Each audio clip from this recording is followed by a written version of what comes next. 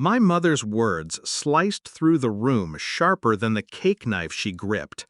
"We're not leaving you anything in our will." The dining table froze. My siblings smirked. My fork hovered midair. I nodded once and kept eating. They thought I'd crack, beg, rage. Instead, I chewed my bite of roast beef as if nothing had shifted. But something had. Inside me, a line was drawn. It had always been this way. From childhood, I was the outsider. My brother, the golden boy. My sister, the delicate one. Me, the worker bee.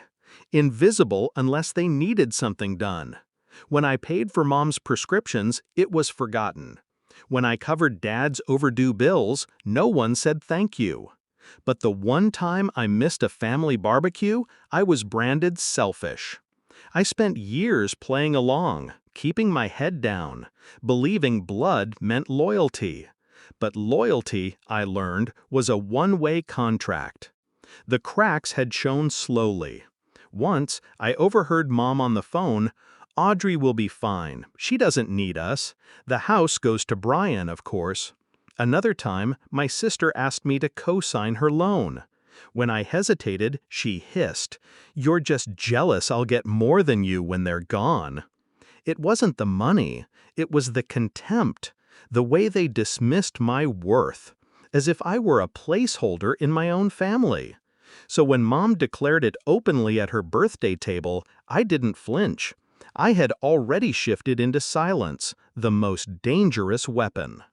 Because what they never noticed, what they never cared enough to see, was what I had been building when they weren't watching. The first app I coded, they laughed at. "People pay for that? That's not a real job." The first contract I signed, they ignored. The first million I made, I didn't tell them. And when the second followed, and then the third, I learned to wear invisibility like armor. No new car, no flashy clothes, no signals. I let them keep believing I was the struggling one, the one with nothing coming to her. I was patient. That night, the universe handed me the perfect stage. It started with my nephew. He was 10, glued to the television in the living room while the adults lingered at the table, smug with their wine glasses. "And Audrey's on TV!" he shouted. The room went still. Chairs scraped. My mother's birthday smile froze. We all turned toward the screen. And there I was, a live business segment, my face framed under a headline, "Audrey Johnson, IT millionaire signs global contract." Silence fell like a hammer. I didn't say a word. I just leaned back in my chair, watching their eyes widen as the anchor spoke about my company, my $50 million valuation, the deal I had signed overseas. Their smirks evaporated. My mother's knuckles whitened around her glass. My father swallowed hard.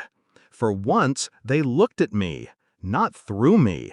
And I made sure they saw nothing in return. No gloating, no explanations. Just calm, calculated stillness. Then the questions started. "Why didn't you tell us? When did this happen? Why would you keep this a secret from your family?" I let the pause drag. Then I said, evenly, "Because you told me I'd never be anything. Because you decided I didn't matter." Their mouths opened, closed, like fish gasping on dry land.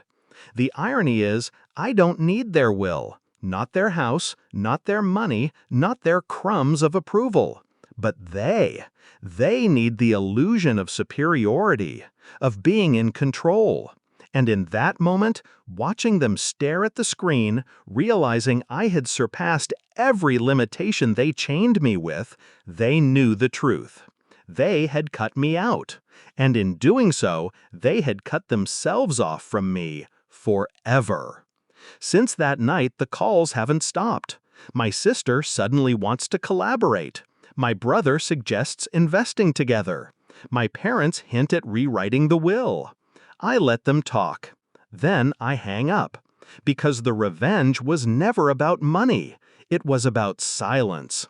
About showing them that their rejection was irrelevant. That while they were busy mocking, I was busy building. I don't need their inheritance. I built my own legacy. And the sweetest revenge is this: they only discovered my worth when it was already too late to claim a piece of it.